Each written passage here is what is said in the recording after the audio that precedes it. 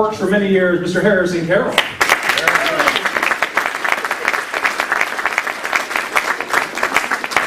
Hey, I got a close-up trip for a stand-up crowd. But since you guys all know how it's done, it won't really matter. Hey, Carl, does this look familiar to you? No way. Back in the 70s, Carl wrote a manuscript. By the way, when did Nick Tross grow up?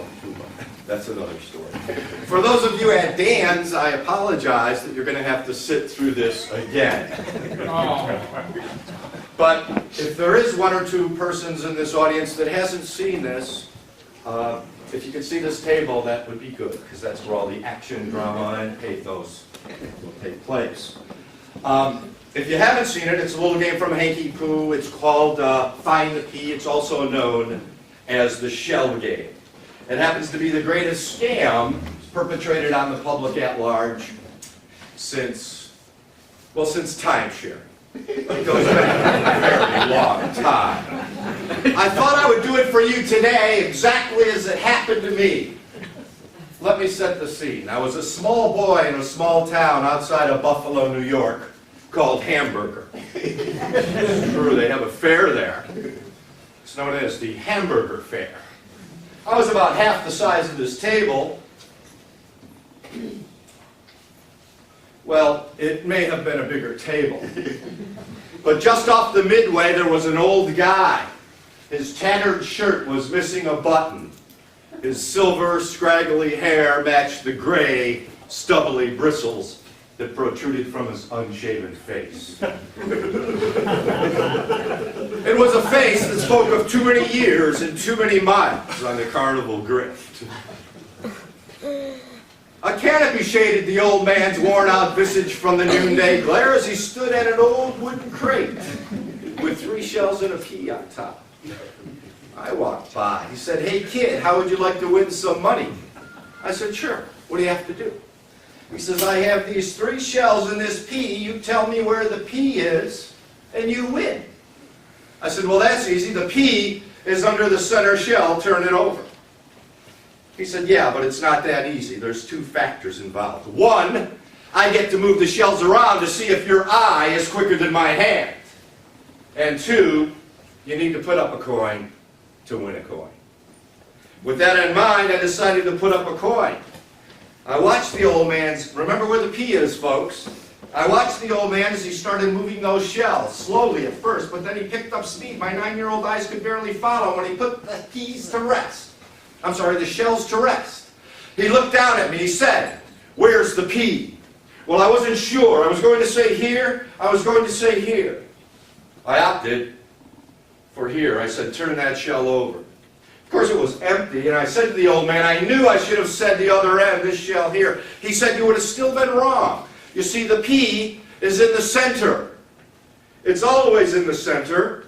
And he took a coin from that 9-year-old boy as the background trumpeted the laughter of children as they exited the musical ride. And the happy music that emanated from the carousel on that hot August afternoon. I started to walk away, and he said, "Wait a minute, kid. That wasn't fair. You're just a young guy. I'm going to make it easy for you. I'll slow it down." I thought for a second, then I decided, let's put up another coin. The old man covered the shells, and true to his word, he moved them much more slowly this time. My 9-year-old eyes were glued to that old man's weary hands, which probably moved those shells more times than I had climbed Mrs. Carducci's backyard fence. When the shells came to rest, he looked down. He said, "Where's the pea?" I was going to say here, but I said here.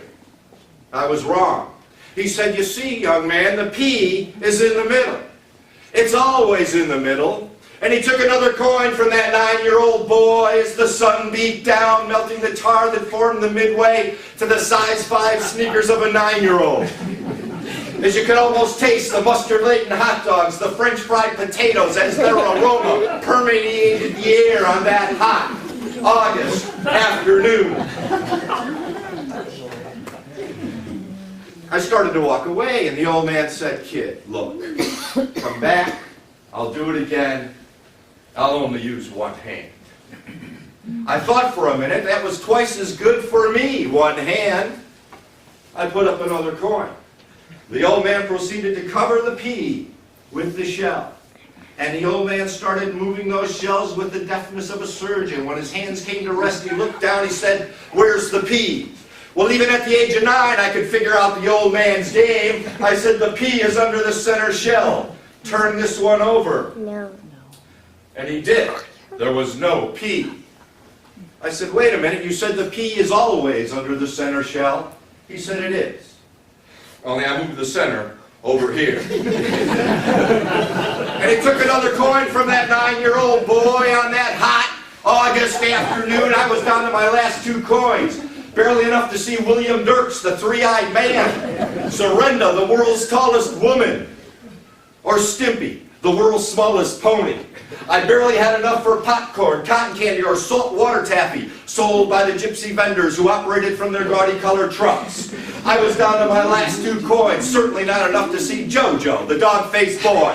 Never walks, crawls on his belly like a reptile. Matter of fact, I need somebody to help me. Bill, would you help me? You got a free hand, would you pull up a chair? I don't want to even touch them, Bill. We got shell 1, shell 2, shell 3. Which one would you like to cover the pea? 1, 2, or 3? 1. Number 1, just take your index finger, push down on that shell. Carl, which shell should we use to steal the pea? 1 or 2? 1 or 2? 2. 2. Now, just keep your hand tight. Did you see it? Wait, I missed. Did you see it go? Did you feel it go? Lift your finger, lift the shell, and he took another quarter from that 9-year-old boy on that hot August afternoon. I was down to my last quarter. Not enough money to ride the roller coaster, the scrambler, or the gut-wrenching pirate ride, which wasn't invented at the time. I was down to my last quarter. I wouldn't have enough money to play for plaster at Guess Your Weight, Cover the Spot, the Milk Can Game, or any of the hanky-panks run by the Carney Barkers that had one hand in the company store and the other in the townie's pocket. I was in it for the whole haul. Bill, I don't want to touch anything. Take any shell you like and cover the pea. Take a second shell, put it on top of that shell. Take the shot glass, turn it upside down, put it on top of the whole ball of wax. Matter of fact, let's make it really hard. Put your whole hand on top of that. All I have to do is hit the shell. Did you see it go? No. Did you feel it go? Lift your hand. Lift the shell, or the glass. Lift the first shell. Lift the second shell. And he took my last quarter on a hot August afternoon.